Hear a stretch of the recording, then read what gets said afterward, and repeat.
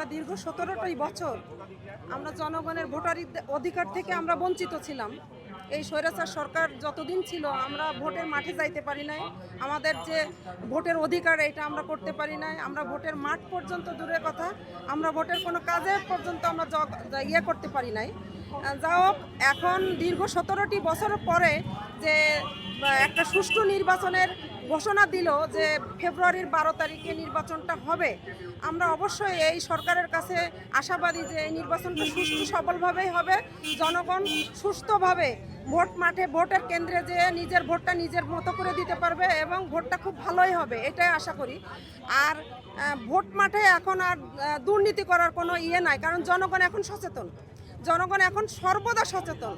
তৃণমূল পর্যন্ত জনগণ এখন সচেতন হয়ে গেছে যে তার অধিকারটা কিভাবে নিতে হবে, তারা এখন বুঝে গেছে।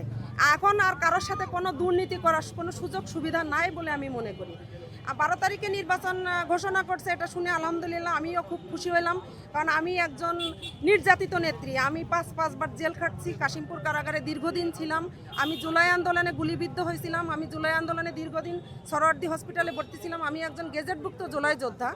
বাট আমি এই নির্বাচনটা 12 তারিখে হওয়াতে আমার কাছে আজকে ঈদের মতো লাগতেছে যে নির্বাচনটা ঘোষণা দিছে, তফসিল ঘোষণা। এই তফসিলের ঘোষণার জন্য আমরা কিন্তু এই 5 তারিখের পরে একটা বছর অপেক্ষায় এবং আবার কিন্তু রাজপথে ছিলাম আমরা শুধু নির্বাচনটার জন্য।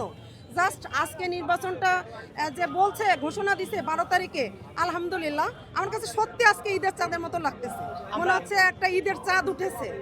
আর এই ভোটটার মাধ্যম দিয়েই জনগণের যত কথা বলার বাকশক্তি সবকিছুই প্রকাশ পাবে। জনগণের ভোটের ঊর্ধ্বে কিন্তু কিছুই নাই, জনগণের ভোটের উপরের শক্তি আমি মনে করি কোথাও নাই। যাও, আলহামদুলিল্লাহ 12 তারিখের নির্বাচনটা যেন সুস্থ হয়, সুন্দরভাবে হয়। প্রত্যেকটা জনগণের প্রত্যেকটা মানুষ যেন ভোট কেন্দ্রে যেয়ে সুন্দরভাবে ভোটটা দিয়ে তাদের ভোটের মাধ্যম দিয়ে একজন ব্যক্তিকে সরকার প্রতিষ্ঠিত করুক, এটাই আমি চাই।